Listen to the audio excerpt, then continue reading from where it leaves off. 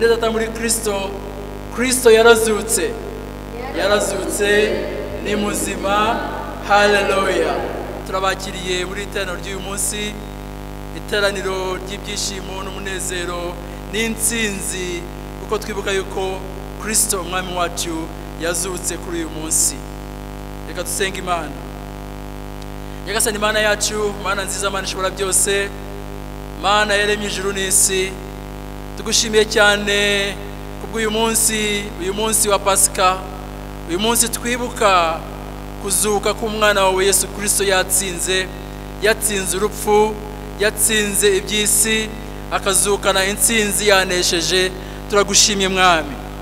Nubwo turi mu ngo zacu, nubwo tudashoboye guteranira hamwe mu nsengero, nubwo Mwami dufite iki cyorezo cya coronavirus muri twe, mu gihugu cyacu no ku isi, ariko Mwami turifuza kugushima kubw'uyu munsi, kubw'igitangaza wadukoreye cyo kuzuka k'umwana wa Yesu Kristo.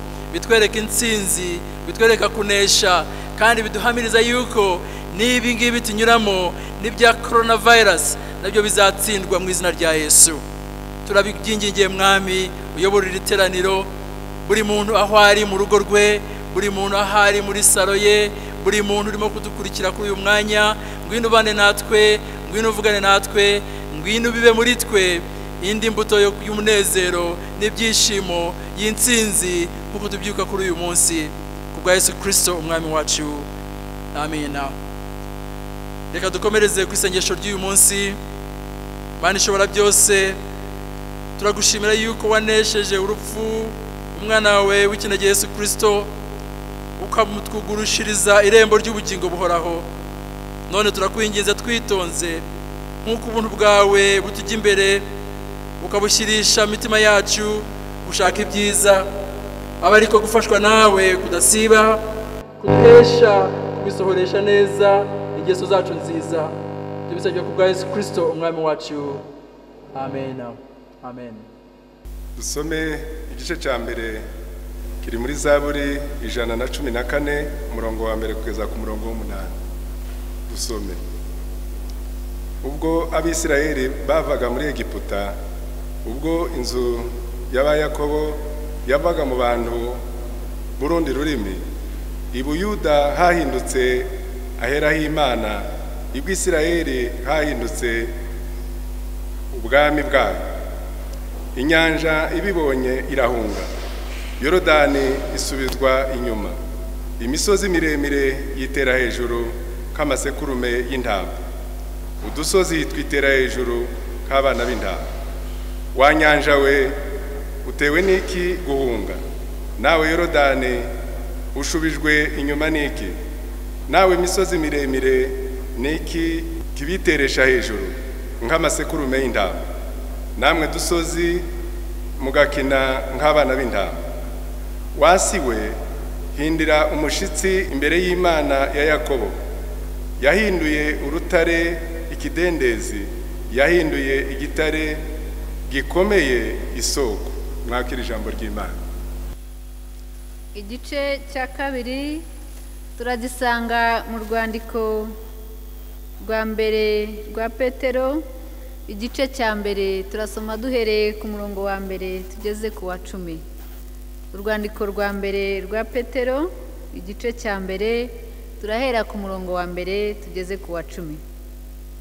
Petero, intumwa ya Yesu Kristo, ndabandikiye mwebwe abimukira b'intore bo mu batataniye i Ponto n'i Galatiya n'i Kapadokiya no muri Aziya n'i Bitumiya. Mwatoranijwe nk'uko Imana Data wa twese yabamenye kera, mubiheshejwe no kwezwa n'Umwuka, kugira ngo mwumvire Imana, muminjagirwe amaraso ya Yesu Kristo, ubuntu n'amahoro bigwire muri mwe.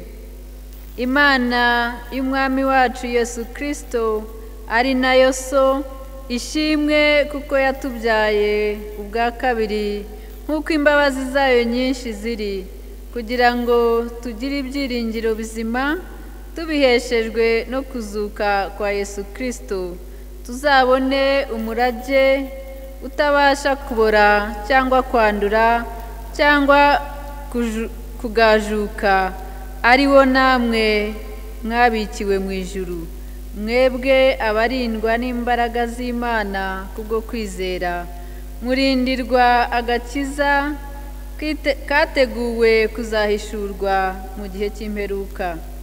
Nicyo gituma mwishima nubwo ahari mukwiriye kumara igihe gito mubabazwa n'ibigeragezwa byinshi, kugira ngo kwizera kwanyu kugaragare ko kurusha izahabu igiciro cyinshi, kandi izahabu nubwo ishira igeragereshwa umuriro.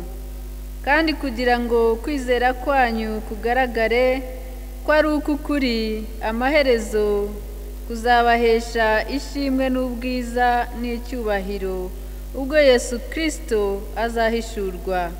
Uwo mumukunda mutaramubona, kandi nubwo none mutamureba muramwizera. Nicyo gituma mwishima ibyishimo byiza bitavugwa, kuko muhabwa agakiza k'ubugingo bwanyu, ariko ngororano yo kwizera.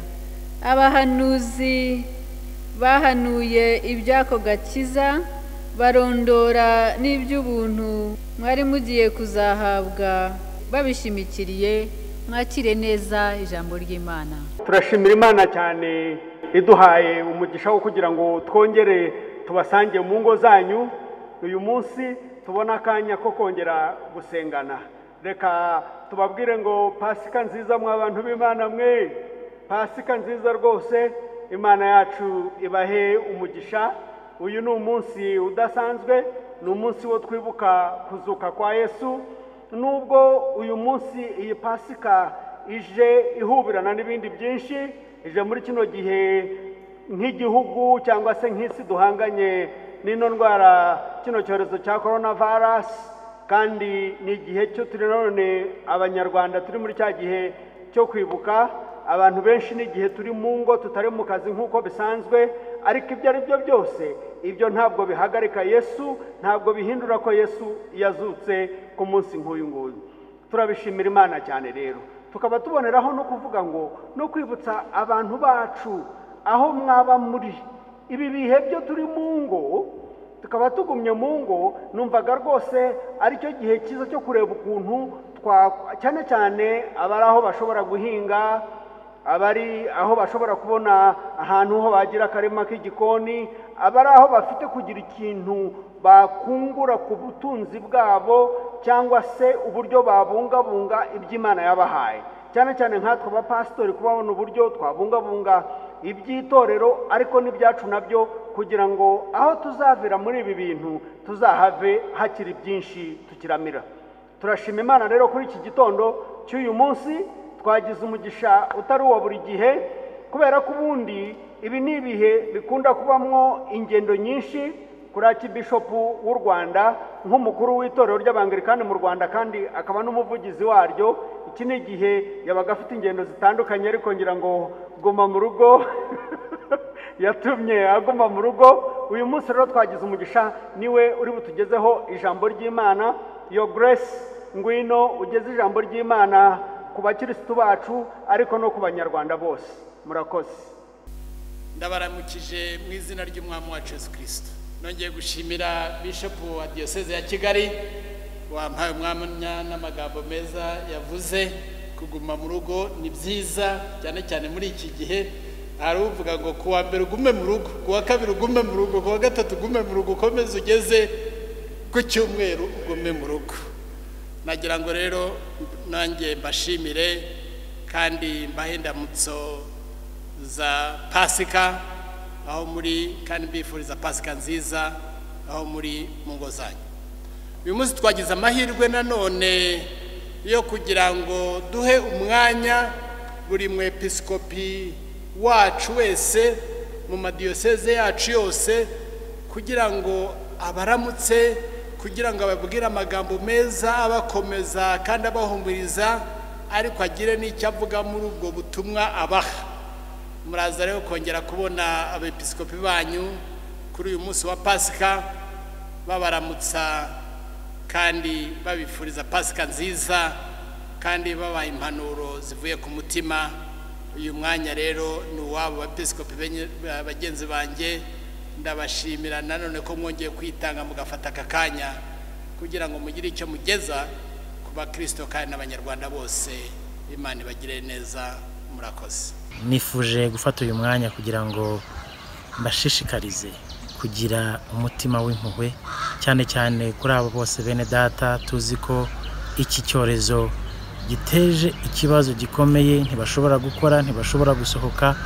Turebe ibyo dufite, dusangire, dufatanye, kuko ibihe nk'ibi ntibitinda. Ibihe nk'ibi biza kudusuzuma imbaraga dufite mu mutima, imbaraga dufite mu rukundo, impuhwe dufite. Ndashaka kubasaba ngo buri muryango kuri iyi Pasika urebe ngo ufite ikintu usangiye n'abandi badafite, tubasengere, dufatanye nabo kugira ngo ejo bundi tuzabe dufite ubuhamya, tuzabe dufite icyo dushimira Imana, tuzabe dufite icyo tuvuga ngo nyamara Imana yaradutabaye, nyamara Imana yashubije amasengesho. Bene data, uyu mutima w'impuhwe nibwo bukristo bwa mbere, nibwo butumwa bwa mbere tuvuga, nirwo rurimi rwumvwa n'abantu bose ku isi. Iyo wagize neza uba wakoreye Imana kandi uba werekanye kuri umuntu. Imana ibane nawe.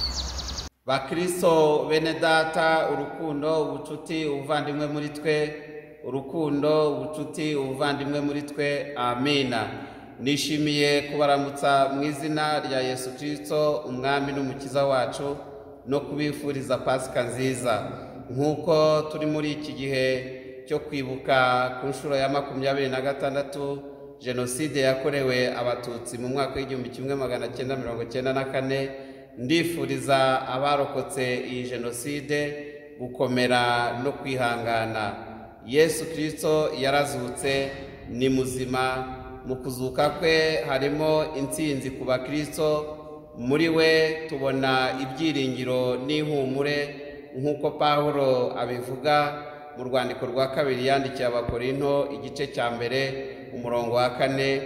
Imana iduhumuriza mu makuba yacu yose kugira ngo natwe tubone uko duhumuriza abari mu makuba yose, tubahumurisha ihumure twahawe n'Imana. Reka twibuke abacu twiyubaka, tugume mu rugo nk'uko abayobozi bacu babidukangurira, kugira ngo twirinde kwandura no kwanduza abacu icyorezo cya COVID-19 gihangayikishije isi yose n'igihugu cyacu. Imana ikomeze kubarinda mwese, irinde igihugu cyacu n'abayobozi bacu. Amina. Shimye Imana ko iduhaye undi munsi wa Pasika, umunsi ukomeye w'intsinzi kubizera Kristo bose, kandi umunsi uduhumuriza, umunsi twahereweho intsinzi ikomeye mu kuzuka kwa Kristo Yesu. Iki ni igihe benshi bari mu mago yabo kubera iyi ndwara ya coronavirus. Ni igihe benshi muri twe bibuka ababo bazize Jenoside yakorewe Abatutsi muri 1994, ku buryo abantu mu mitima yabo bahangayitse, babona ibintu bigaragara ko bikomeye. Yewe n'abantu bamwe imibereho ntabwo ari myiza, cyane cyane abari batunzwe n'imirimo bakora umunsi ku munsi, ubu ngubu bari mu mago yabo.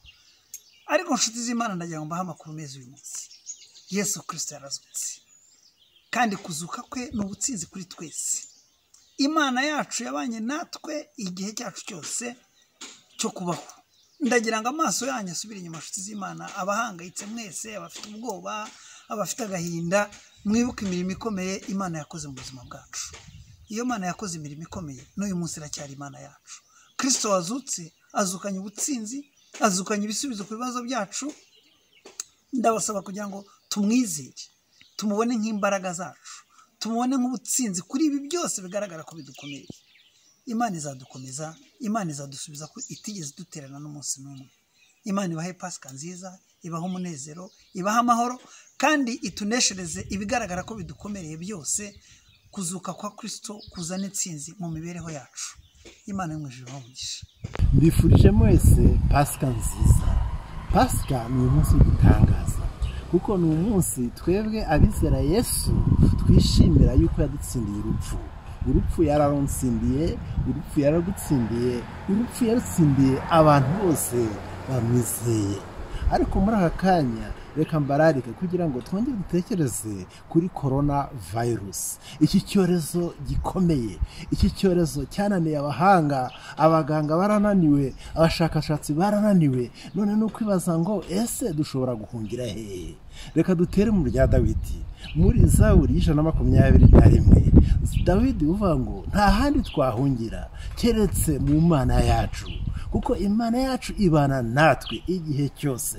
Iyo Mana ntabwo izakunda ko ibirenge byawe biteguza, ngo ikurinda ntihunikira. Ihora iri iruhande rwawe, ihora ikureba, ihora kandi igukunze, kandi iguhora yifuza ko nta kibi cyakuzaho. Mureke rero dushore imizi muri Kristo, twizere Yesu, kandi Yesu akomeze kutubera ibyiringiro byacu. Twizera tudashidikanya ko mu gihe gito cyane corona virus izaba ivuyeho mu izina rya Yesu. Ndabararikira rero kumvira n'abayobozi, kuko abayobozi bacu baradukunda kandi bashyizweho n'Imana. Mureke rero tubumvire, tugume mu rugo kandi twoye gukora ibyo batatubwirije. Ndabifuriza Pasika nziza kandi ndabifuriza amahoro atangwa na Yesu, kugira ngo dukomeze ayo mahoro tuyagumemo kandi dufite ibyiringiro yuko byanze bikunze iki cyorezo cya corona virus kigiye kuvaho, tukagira umudendezo n'umunezero utangwa na Yesu. Pasika nziza mwese, amahoro n'imigisha bitangwa na Yesu ku bwanyu, ku bw'imiryango yacu kandi no ku bwo igihugu cyanyu. Mugire amahoro ya Kristo. Amen. Bavandimwe, kuri uyu munsi mwiza wa Pasika, umunsi twizihiza kuzuka k'umukiza wacu Yesu Kristo, ndabaramutsa mbifuriza amahoro y'Imana. Turi mu cyumweru cy'amateka akomeye mu gihugu cyacu. Turibuka ku nshuro ya 26 Jenoside yakorewe Abatutsi mu Rwanda mu 1994. Turunamira inzirakarengane zambukijwe ubuzima, abantu barenga miliyoni bakicwa mu minsi 100 bazira uko bavutse. Turibuka icyo gihe cy'icuraburindi ubwo amaso ya muntu atizeraga ko igihugu kizongera kubaho. Turibuka ibihe by'ubwihebe abarokotse Jenoside barimo. Turibuka ukuntu amahanga amwe yatereranye u Rwanda, andi agatiza umurindi leta yakoze Jenoside. Ibyo byose byashegesha umutima w'Imana kuko yanga urunuka akarengane n'igisanako. Ariko si ibyo byonyine twibuka. Turibuka kandi dushimira cyane ab'Imana yakoresheje bakitanga, bagahara amagara yabo, bagahagarika Jenoside. Turazirikana uburyo Imana yazuye u Rwanda, ikaduha ubuyobozi bwiza bwimitse politike y'ubumwe n'ubwiyunge bw'Abanyarwanda, ikihanganisha abarokotse Jenoside, igasana imitima yabo, ikongera kubaha icyizere cyo kubaho, igashoboza abakoze Jenoside kwemera ibyaha bakabisabira imbabazi, igashoboza abarokotse Jenoside gutanga imbabazi no guha u Rwanda kongera kuba u Rwanda, ikongera kubanisha Abanyarwanda mu mahoro mu gihe bamwe bumvaga bitazongera kubaho. Imana yazuye Yesu Kristo akanesha urupfu, ni nayo yazuye u Rwanda, none ruriho, ni ruzima. Imana ihimbazwe. Haleluya. Turashimira Imana kubw'intambwe ikomeje kuduteza nk'igihugu mu myaka 26 ishize. None dukomeze kwibuka twiyubaka. Iyo Mana izadutsindira n'iki cyorezo cya coronavirus, kuko ibidashobokera abantu bishobokera Imana, nkuko tubisoma muri Luka 18 umurongo wa 27. Turasengera abarokotse Jenoside kugira ngo Imana ibongerere imbaraga z'umubiri n'iz'umutima. Turasaba ngo Imana ibahe amagara mazima ibarengere. Turasenga ngo Imana idutsindire ingengabitekerezo ya Jenoside, amacakubiri n'icyabangamira ubumwe bw'Abanyarwanda cyose. Turasenga ngo Imana iduha amahoro, ituze n'umutekano bisesuye, icyagambirira kubihungabanya cyose kijye kiburizwamo n'imbaraga zisumba byose. Turasenga ngo ubutabera buganze mu Rwanda, kandi Imana iturinde kwimika ibigirwamana, kuko akarengane no kwimika ibigirwamana ari byo bizanira abantu umujinya w'Imana. Nyagasani Imana, twumvane imbabazi zawe kandi turengere uko tubigusabye mu izina rya Yesu Kristo umwami wacu. Amen. Bene data, nongeye kubasuhuza mu izina ry'umwami wacu Yesu Kristo, mbifuriza Pasika nziza kandi ngira nti amahoro nabe muri mwe. Ndongera kandi no kwifuriza abanyarwanda bose gukomeza kwihangana muri ibi bihe twibukamo Jenoside yakorewe Abatutsi muri 1994, twibuka abacu bazize ubusa, twibuka inshuti n'abavandimwe, ariko kandi tunavuga ngo twibuke twiyubaka, twubaka amateka mashya asimbura amabi yabayeho, twubaka ejo hazaza ku bwacu n'abana bacu, twubaka ejo hazaza h'u Rwanda n'abanyarwanda.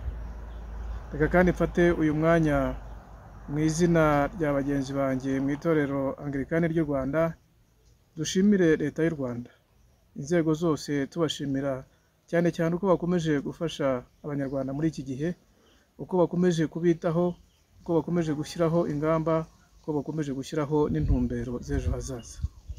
Turabashimira kandi twifashishije n'amagambo yo mu gitabo cy'abacamanza igice cya 5 umurongo wa 2 n'uwa 9, aho bashimira ubwoko bwa Isirayeli, abatware n'abayobozi ba Isirayeli, kandi abantu bashishikariza imitima yabo gushimira abayobozi, abatware batandukanye ndetse no kwitanga kwabo.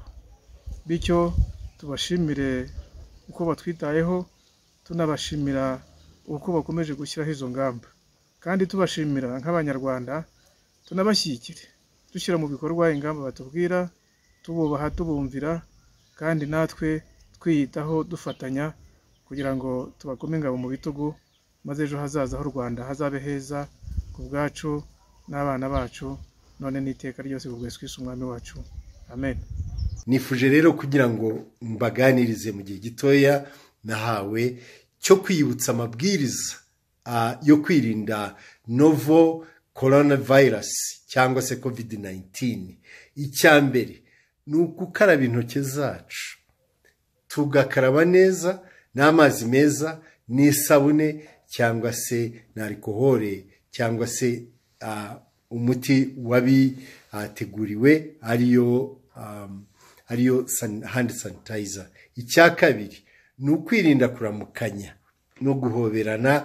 Abanyarwanda turabikunda, nanjye narabikundaga, nkahereza abakristo banjye hug, iyo nitaga spiritual hug, ariko uyu munsi turabyirinda. Icya gatatu ni ugushyiraho cyangwa se gusigaho akanya gahagije hagati yawe na mugenzi wawe, nibura metero nk'imwe, ariko jyewe hano i Butare narabingize mbakangura kugira ngo bajye bakoresha metero nibura 2 cyangwa 3, kuko ntiwamenya icyaturuka iriya, twe dukora ibyacu Uwiteka Imana ikora ibyayo. Icya kane ni kwirinda igihe waba wumva ufite uducurane, inkorora, kwitsamura cyangwa kwikorera hafi y'abandi bantu, bishobotse ushyireho agapfukamunwa cyangwa mask iyo ngiye kuganira n'abantu b'Imana hafi, ndetse n'abakozi banjye narabibukije nshyiraho metero nk'eshatu kandi nkambara agapfukamunwa.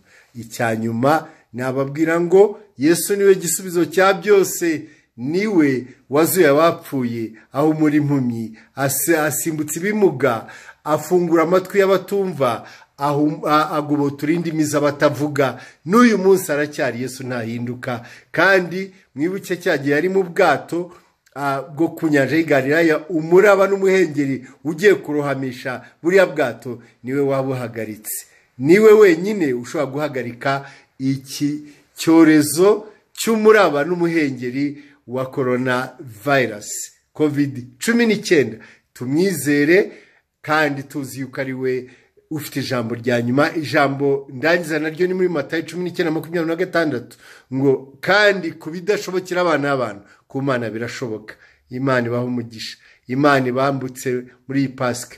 Uwiteka Imana ikomeze guhumuriza abana bacu bacitse ku icumu rya Jenoside, barokotse Jenoside yakorewe Abatutsi muri 1994, kandi ikomeze isigasiye igihugu cyacu, Afurika ndetse n'isi yose. Mu izina ry'Imana Data wa twese n'Umwana Umwuka Wera. Amen. Muri ibi bihe bitoroheye abatuye isi, kubw'icyorezo cya coronavirus. Itorero Anglikani ry'u Rwanda ririhanganishije abantu bose kandi ribibutsa ko Imana yaturongeye intsinzi ubwo yatangaga Yesu Kristo ngo adupfire. Muri Yohana igice cya 3 umurongo wa 16 haravuga ngo kuko Imana yakunze abari mu isi cyane byatumye itanga umwana we w'ikinege kugira ngo umwizera wese atarimbuka ahubwo ahabwe ubugingo buhoraho. Ibi yabyerekanishije gupfira ibyaha by'abantu bose, nyuma arazuka anesheje urupfu, ariyo Pasika yacu abizera Kristo twizihiza kuri uyu munsi.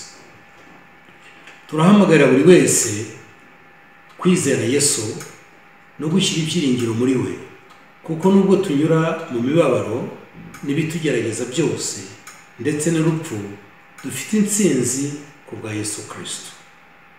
Nubwo ibihe turimo bitatwemerera guteranira hamwe mu nsengero ngo twizihize Pasika yacu kubera ibihe turimo byo kwirinda icyorezo cya COVID-19, turasaba buri mukristo wese gufatanya n'abo bari kumwe kwizihiza intsinzi yacu twaronkewe n'umwami wacu Yesu Kristo ubwo yadupfiraga akazuka kuri uyu munsi, ubu akaba ari muzima.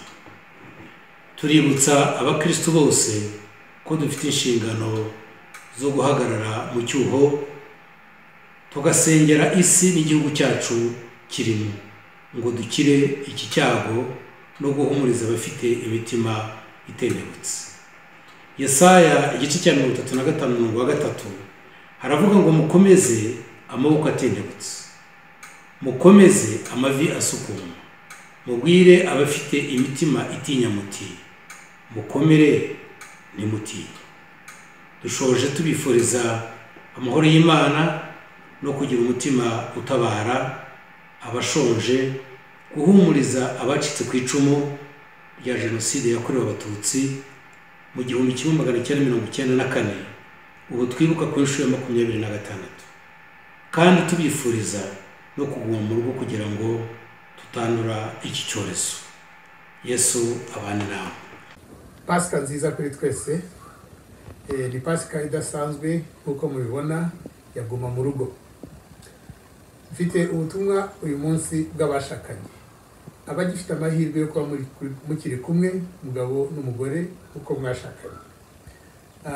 Gahunda yaguma mu rugo tuyikoreshe kubaka ubumwe bwacu, kuko ubumwe bwacu nibwo Imana idutezeho. Ntabwo bimenyerewe, hari aho umugabo abyuka ajya gushakisha imibereho, umugore agasigara akora imirimo yo mu rugo. Hari aho bagenda bombi bakaza kuruhuriramo nimugoroba, hari n'abahura muri weekend iyo byashobotse. Imana idufashe, ni amahirwe aka kanya twarakabuze, Imana kaduhaye. Tuba umwe mu bitekerezo, duhuze umutima, duhuze urugwiro, tumarane ibibabaro. Kandi kuba umwe biri mu nyungu zacu, kuko n'ubundi biravuga ngo ababiri baruta umwe. Ariko baruta umwe iyo hari urukundo, iyo bimakaje amahoro, iyo bimakaje imbabazi, iyo bimakaje umunezero, iyo bimakaje ubugwaneza, nk'uko tubibona mu Bagalatiya igice cya 5. Ibi rero nubwo kenshi bitugora, ariko kubemera Yesu nk'umukiza wabo ni impano Imana iduha. Urukundo, amahoro, umunezero ntabwo tubishakisha, Imana irabiduha.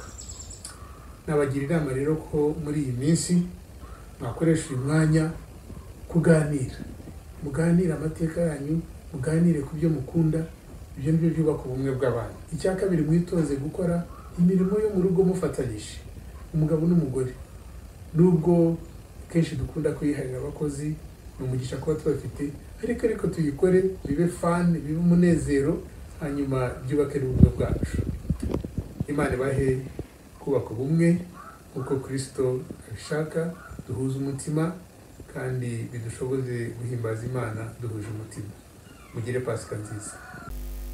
Reka nanjye mbifurize Pasika nziza, aho muri mu ngo zanyu mwicaye muri salo zanyu n'imiryango yanyu, kandi mboneraho n'umwanya wo gushimira Bishop wa Diocese ya Kigali kuba yadufashije n'abadufashije mu gutegura no kugira ngo tubagezeho ubutumwa bwiza bwo kuzuka kwa Yesu Kristo umukiza wacu. Ndabaramukije rero kandi dukomeza kwihanganisha no gukomeza abacitse ku icumu rya jenoside, ariko kandi no gukomeza abanyarwanda bose tubabwira yuko hari ibyiringiro kandi ijambo ry'Imana riduha kandi rikaduha ibyiringiro. Reka rero dusenge mbere yuko dukomeza kure cyane.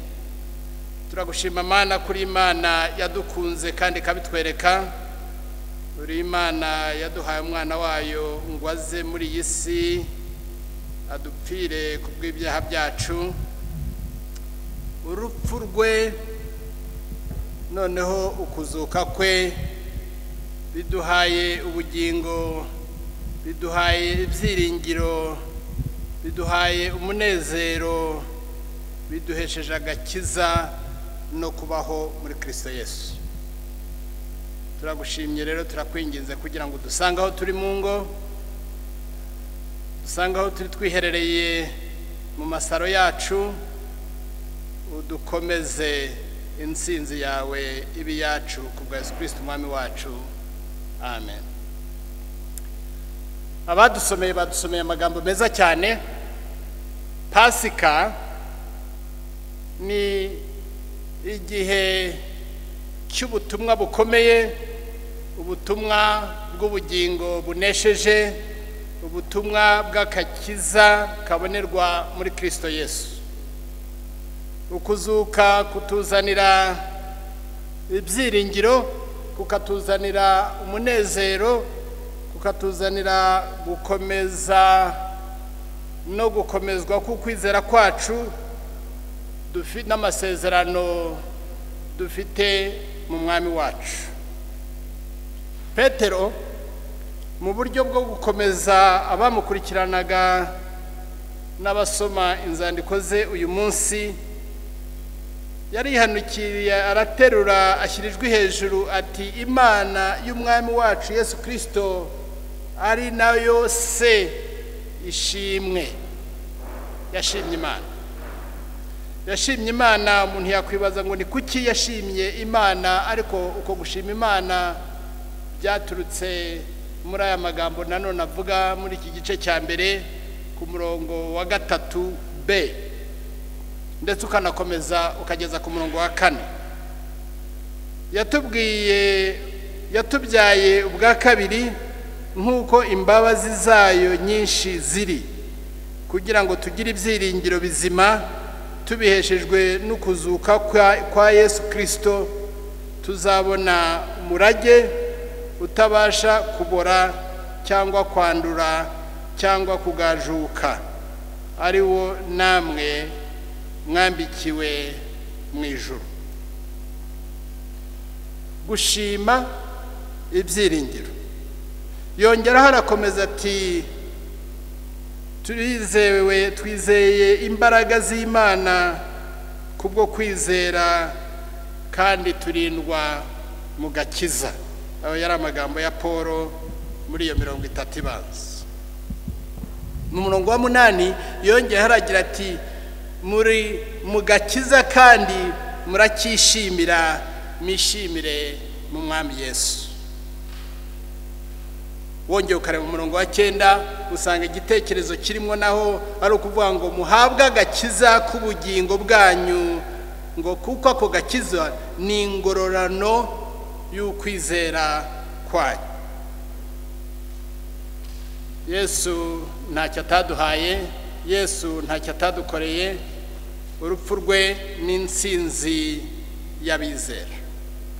Birebye muri uwo murongo nanone wa 8 ubona yuko hatuye ibyiringiro bikomeye, ndetse hatwereka yuko turi mu gakiza kandi mu kwizera gukomeye. Billy Graham yari umuvugabutumwa w'umunyamerika uzwi ukomeye abantu benshi bazi, yavuze ati niba hari umuti ukenewe umuti w'amarangamutima, umuti wo mu mwuka, umuti wari wo wose w'ikintu umuntu yaba arwaye byaba ari ibyiringiro. Mu Cyongereza yabivuze neza, nubwo nagerageje kubishyira mu Kinyarwanda ngo perhaps the greatest psychological, spiritual, medical need that all people need and is needed is hope. Yongeyeho kandi yongera kuvuga andi magambo nanone mu Cyongereza ngo earth's troubles fade in the light of heaven's hope. Ngo ibigeragezo, amakuba, ibyo byose ngo biraneshwa iyo haje ibyiringiro by'ijuru. Hope, ibyiringiro, wavuga uti ni iki?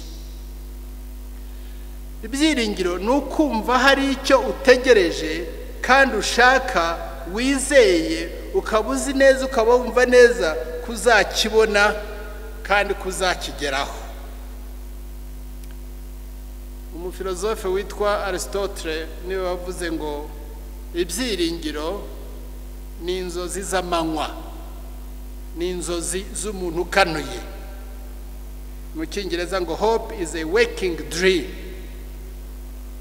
Ibyiringiro biduha kandi bikatubwira kwitega ibyiza cyangwa ikintu cyiza mu gihe kiri imbere. Urumva ko bitwerekeza mu gihe kizaza. Abanyafurika nabo tugira imigani myiza kandi iyo migani iradufasha. Hariho n'imigani mibi cyangwa se ivuga amagambo mabi, ariko uyu nguyu ni mwiza. Bawita ngo ni an African proverb cyangwa se umugani w'ikinyafrika ngo however long the night, the dawn will break. Ngo uko ijoro ryareshya uko ariko kose, igitondo kizaza cyangwa buzacya, haratinda igitondo kigasakara.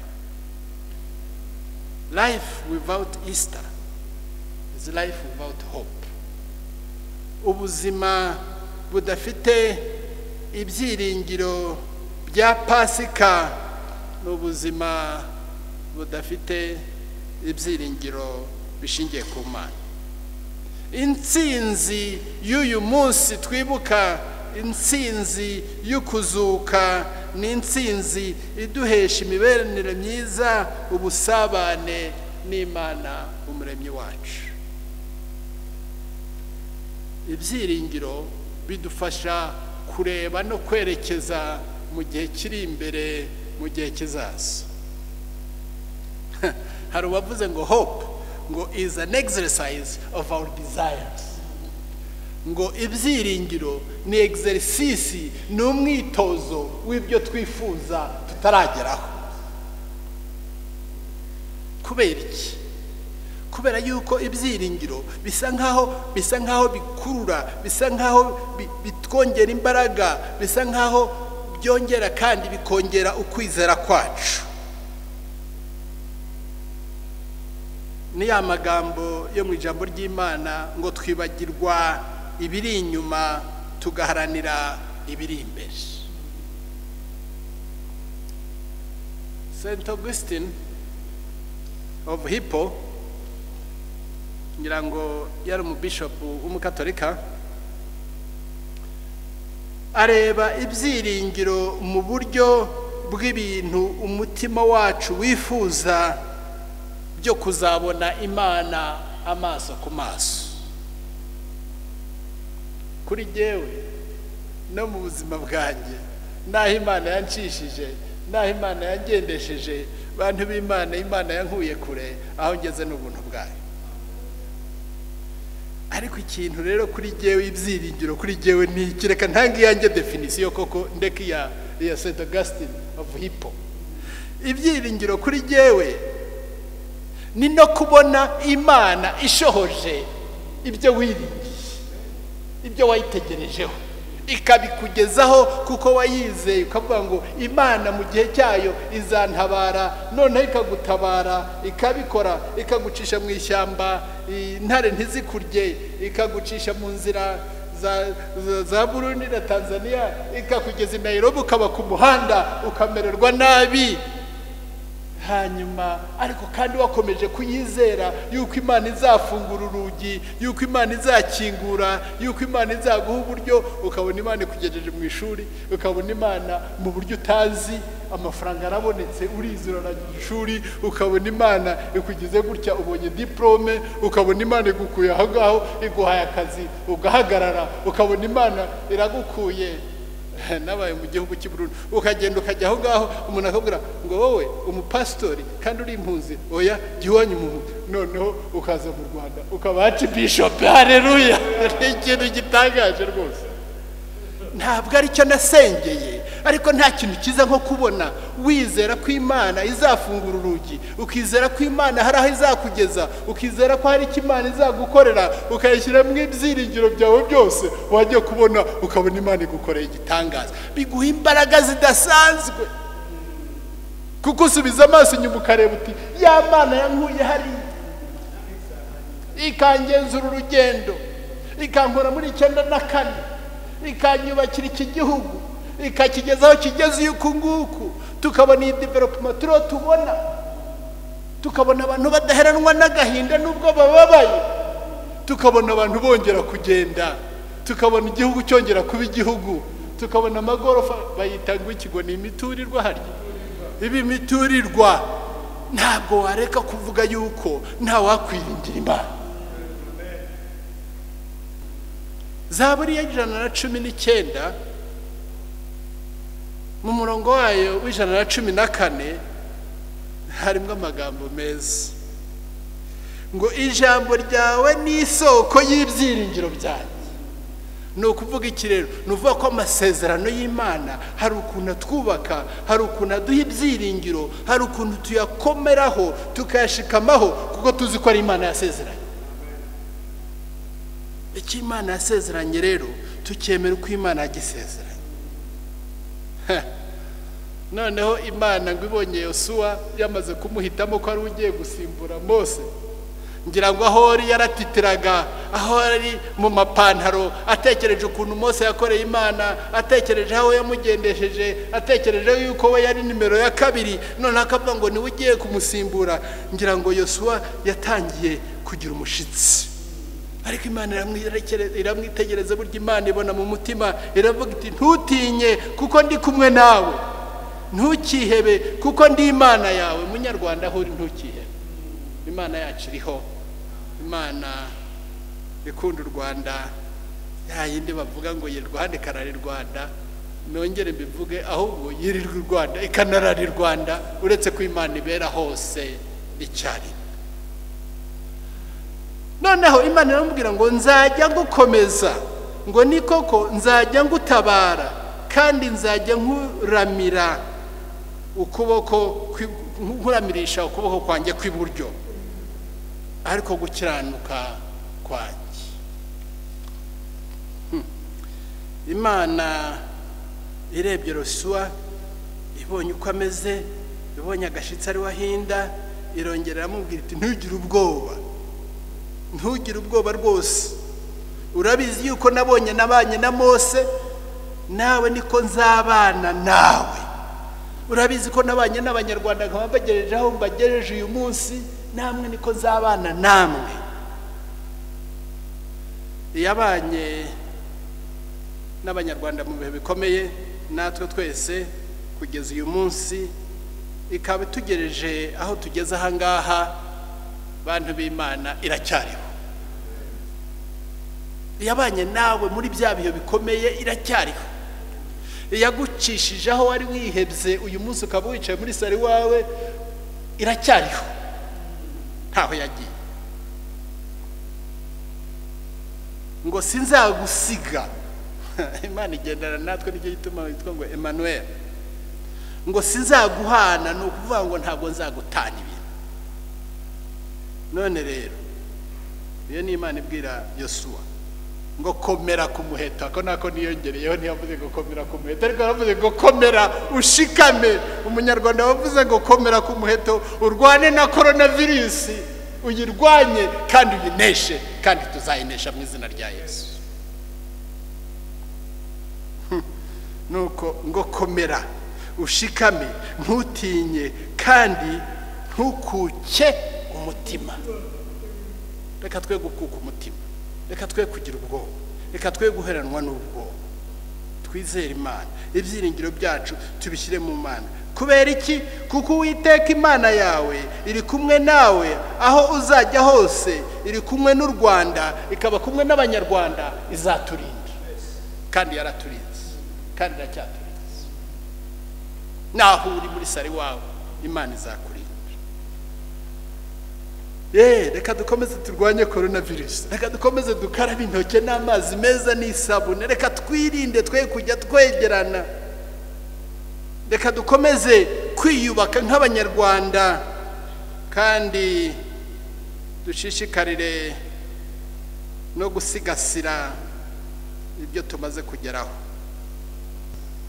Ahatari ibyiringiro haza guheranwa n'agahinda. Ahatari ibyiringiro haza amaganya mu mutima. Ahatari ibyiringiro haza kwiheba. Muri Zaburi ya 34 umurongo wa 10 ngo abubaha Uwiteka ntacyo bamuburana. Kandi Zaburi ya 37 umurongo wa 4 nayo kagira ati kandi uwishimira Uwiteka nawe imuha ibyo umutima we usaba. None umuntu yakwibaza ngo ariko se Archbishop wambwira ute kugira ibyiringiro muri iki gihe gisa nkaho ibintu bikomeye, muri iki gihe gisa nkaho ibintu byose ari hopeless time? Ntabwo ari hopeless time, kuko ibyiringiro byacu biri mu Mana, ukwizera kwacu guhagaze mu Mana. Kristo yaratsinze, intsinzi ye niyo yacu, kandi duha imbaraga zo gushikama. Abakristo jewe mbita abantu b'ibyiringiro mu Mana. Ibyo tugezeho tubifashijwemo n'ubuyobozi bwacu, tubifashijwemo n'abanyarwanda bose, n'uwarugizemo uruhare rwese, ntitwareka gushima Imana, ntitwanareka no kuyiringira no kuyishyiramo ibyiringiro byacu ko imbere hacu ari heza.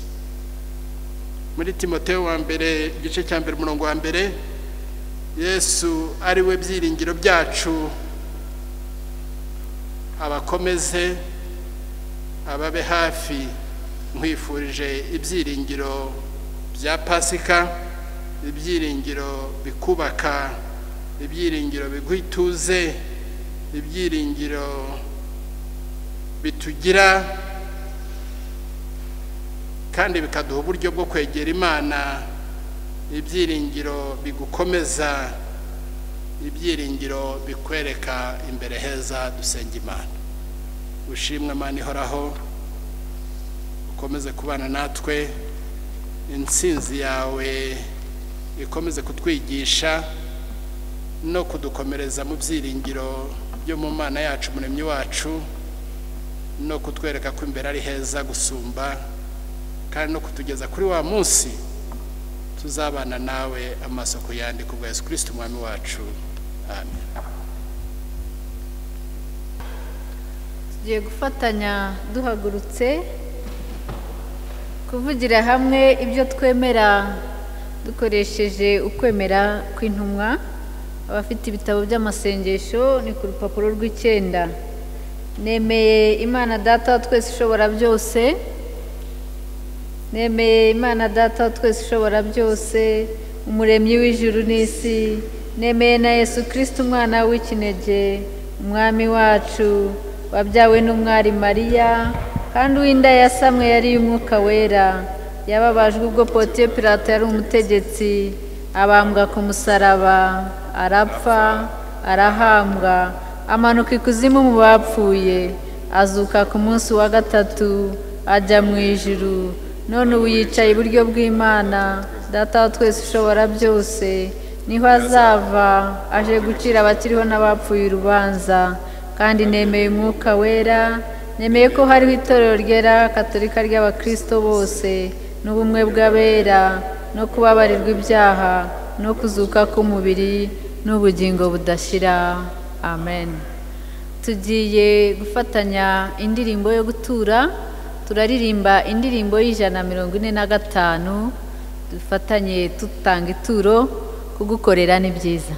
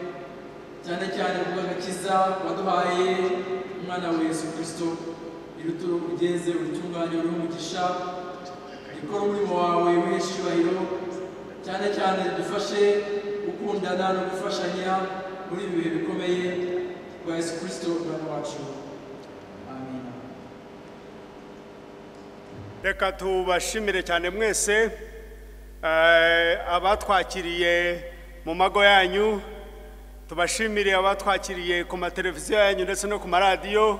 Imana yacu ibahe umugisha, kandi nongere mbifurize mbabwire ngo Pasika nziza. Pasika nziza kuri abo ngabo bari muhira bamaze iminsi batamenyereye kumara igihe kingana gitya bari mu ngo gusa. Pasika nziza ku bavandimwe bacu bacitse ku icumu. Pasika nziza ku bapasitori mwese mumaze iminsi mudashobora gukora imirimo yanyu nk'uko mwayikoraga. Pasika nziza ku bantu bose abubakaga bari ahantu hatandukanye mukaba mutarimo kubikora.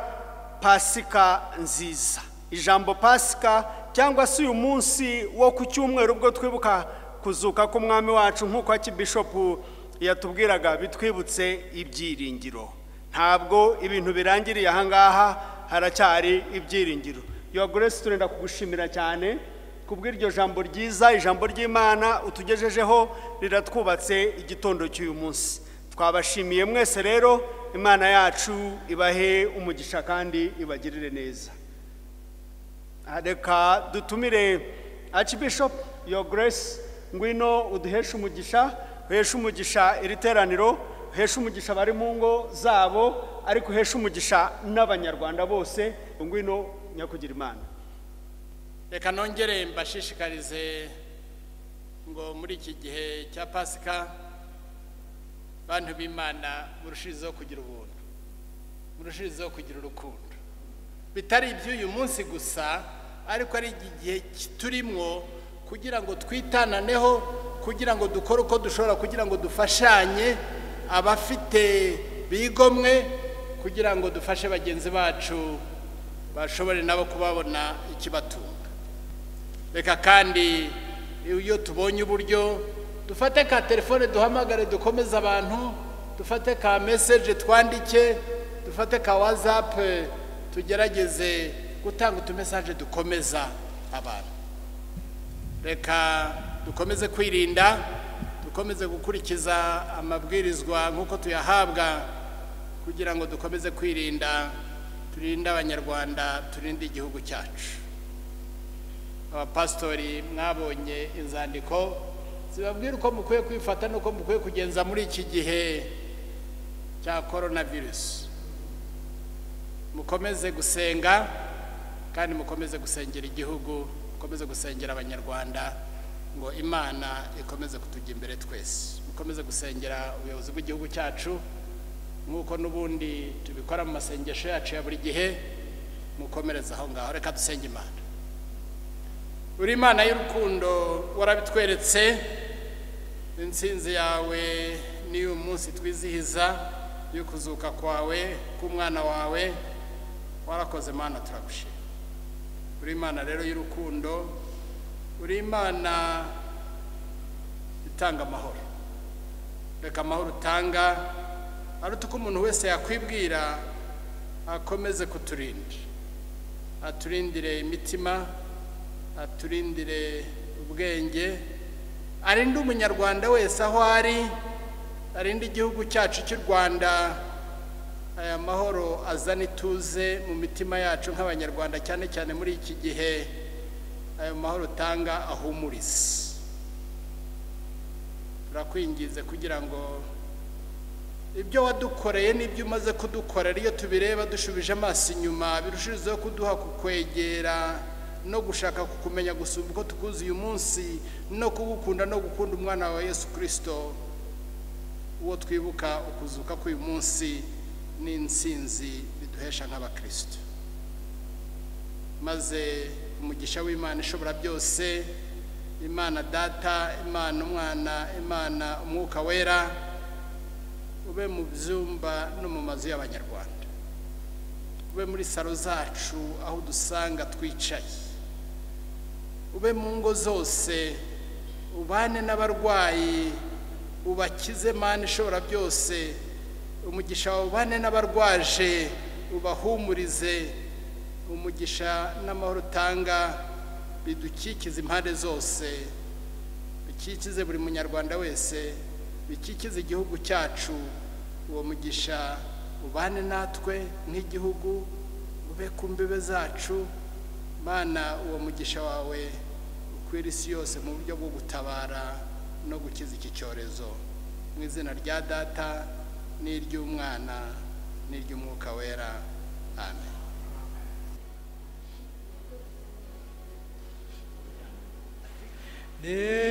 Nitegereje umusa